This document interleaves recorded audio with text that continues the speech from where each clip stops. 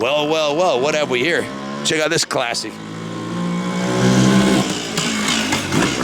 Another pristine Yamaha DT1F 250, titled in Connecticut. Just had a full frame off restoration. We got clean title in hand. This is another from the Scott Major collection.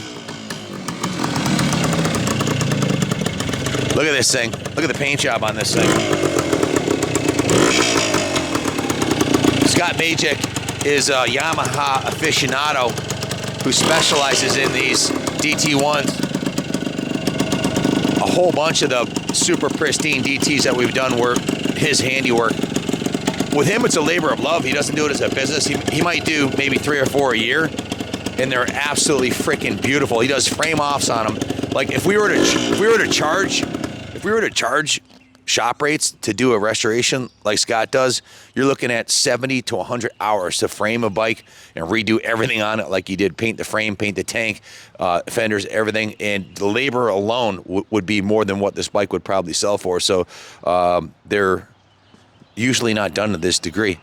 Kenny, tell us what Scott did again here. Yeah, guys, here, let me grab the service notes. These will all be typed up in the eBay ad, so check the eBay description there. So Scott started with a one-owner bike, and we do have the original Connecticut title on this one. There's 1,500 and change miles showing on the odometer. Wow. He did register, and his name has got the Connecticut classic motorcycle plates on there. But this bike was framed. Scott's a world-class painter. He stripped this bike right down to the frame, and the frame got an automotive quality. This is not a powder coat. This is a multiple stage paint with a top coat hard clear on it. It is absolutely beautiful, and when you get it in some good lighting, you can really tell the difference. It's not some cheap powder. This is painstakingly prepped and painted. The tin set got a world-class paint job in the original orange color. The fenders, these are the original metal fenders. This is the 71 model, last year of the badge tank with these metal style fenders. You can call this like the first gen Yamaha Enduro. This is a perfectly straight set of fenders, which is rare to see. Scott was here yesterday. We were talking on eBay. One front fender without the mounting hardware sold for $425 on eBay. Some of these cycle parts are getting obscenely difficult to get your hands on because you just don't see these. On off-road machine, they're stripped down from the factory, ridden off-road.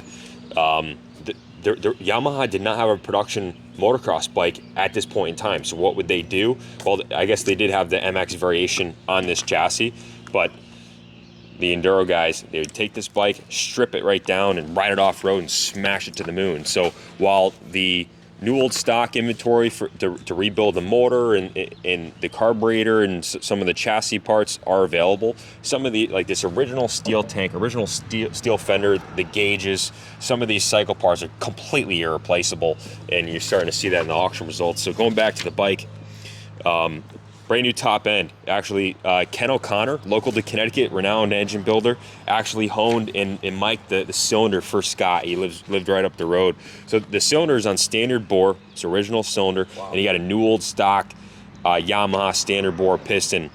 Let me see. Excuse me, guys. We haven't typed up the work order, so I'm going to kind of bounce around here. Also, new engine seals, new crank seals. Every seal in the motor was replaced. The bike got brand new points and a brand new spark plug, new air filter. Let me see. I'm gonna go back here. So the fork seals were rebuilt. They're sometimes they push a little bit of oil up. Scott's rebuilt probably a dozen of these and brought them to us for sale. I would consider him a total expert on these bikes, even after being rebuilt. Sometimes they do push a little oil up, but freshly rebuilt set of forks there, new seat foam cushion, new reproduction seat cover, brand new correct tires and tubes. The fuel, so in addition to the world-class paint job, the tank interior was cleaned and prepped. It's like brand new on the inside, new seal on the gas cap, beautiful cap, no issues with the fuel system. The petcock was rebuilt. Carburetor was also cleaned, rebuilt, and tuned. New Yamaha badges and decal. It's got a brand new battery, all new cables, lubricated, adjusted. I wanted to know all the lights work on this bike. 71 turn signals were an option, so that's why you see these frame loops here. This bike did not come standard with turn signals. Before 73, well, they're not required. Check the laws in your state. Connecticut's a non-signal state, but the tail light works, the running light and the brake light. The high beam indicator, which you very rarely will see working right here, it is operable. The back lit gauges here. Everything works on the bike. Electrically, it's a 10. It got new Yamaha 2-stroke oil in the injector tank. The pump was bled and timed. Got brand new Yamaha transmission oil. It shifts beautifully, clutches beautifully, no clutch slipping. This is far from your Facebook Marketplace DT. And Scott started with a remarkable condition bike with virtually no patina, or this is a bike that was kept indoors, that was a good core that he's went to town on, and he's an expert. He's got good taste. He knew where to source the parts, and he spent the better part of the last year going through it and making it right.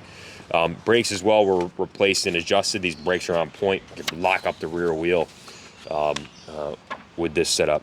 Everything's on point. It's excuse-free. Check the auction results. These badge tank Yamahas, they're extremely expensive to restore. There's very few people doing this kind of work anymore. And the last few of Scott's bikes that we put out have gone from anywhere from $8,500 to $10,000. We regularly have people call in, watching the old videos of Scott's bikes, asking if he has any more in the pipeline. Well, guys, here's your time. This is the only one that's available. This is the only one that we'll have this year. Without a doubt. It's excuse-free. It's done. It's ready. It's ready to show. It could be rolled into the museum as it sits. I wanted to show you under the seat too. The seat foam on these bikes notoriously will crumble over time. Seat foam's been replaced. Seat pan, original seat pan's been restored. Everything's in order. Original air box, battery box. Look, everything's nice and tidy under here. Of course, the world-class paint job. Nothing wrong with the wiring, or everything's on point with this bike, guys, and it's brand new. So that's all I got to say on it. We do offer financing through Freedom Road Financial. You can call me to do a pre-application, 860-471-0192. If you have any questions on it, we can ship it anywhere in the States. Message your zip code for a shipping quote.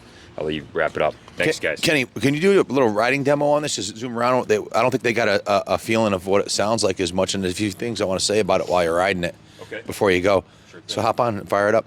Guys, a couple things I want to say about this bike and Scott. Scott doesn't do this for a living. It's a labor of love hobby he does with his family, and he takes a great amount of time and painstaking details to bring him to this level, and he only works with bikes that are great cores. This is a 1,500-mile original classic that looked much like this 360 right here, even cleaner than this 360 when he started. Turn the key on, dummy. So, yeah. So, guys, 1,500 original miles, and it was taken down on the frame. The other thing I want to say is, not only is Scott a world-class restoration guy, he chose, look at this, he chose Ken O'Connor. Look at the lights, look at how bright all the lights are.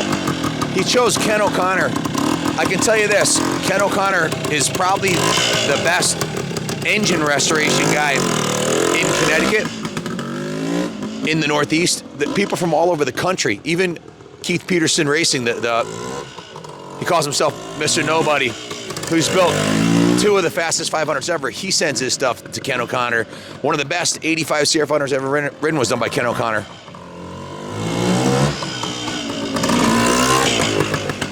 So it was rebuilt by the best, and it didn't really need a rebuild. It was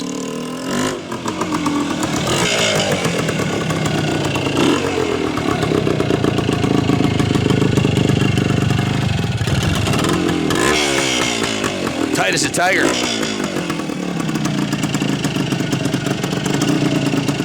Just to clarify, when Ken O'Connor took the motor apart, he mic'd and spec'd the top end. It did not need, the original top end was mint, right? Yeah, perfectly round bore and perfectly in spec. So standard bore, and Scott was able to source the new old stock top end kit. So new piston rings. It's all Yamaha. Yep. With the original bore. So where are you going to find? It's basically, like Junior said, it's basically a brand new motorcycle, 1,500 miles and restored to original condition. This is as good as it gets. It's better than new. Show them the toolbox right here,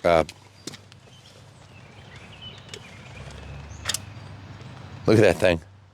Freaking. Spare spark plug in there. How's the song go?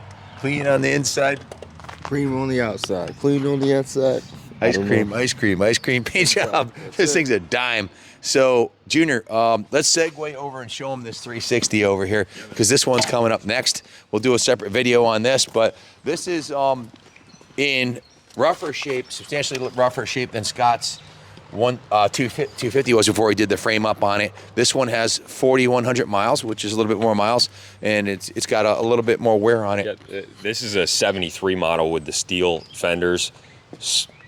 Super desirable bike. Last year, before they went to the plastic fenders and revised some things, last year RT3. This one we have a clear New York title, one owner since 1988. Original Yamaha RT3 owner's manual. Ronnie, check this out. This one's going to be coming up soon. Separate video on that bike. But basically, we're going to do a separate video on this one now. But I just wanted to point out what to get this bike, that bike from an original unrestored condition of that is an obscene amount of time. And like Junior said, 70 to 100 hours labor, shop labor, if you can even find a shop to do it, would cost you an obscene amount of money. You'd be looking at $7,000 to $10,000 in labor to do a frame off to that magnitude. So bid high and bid often, guys. There's not another one in the country I know of for sale today that nice. So, and like Junior said, Scott only does what? How many years has he been doing? 1 to 3 here. Yeah, we'd be lucky to get one a year, and he doesn't do it for customers. It's not a business. This is for himself.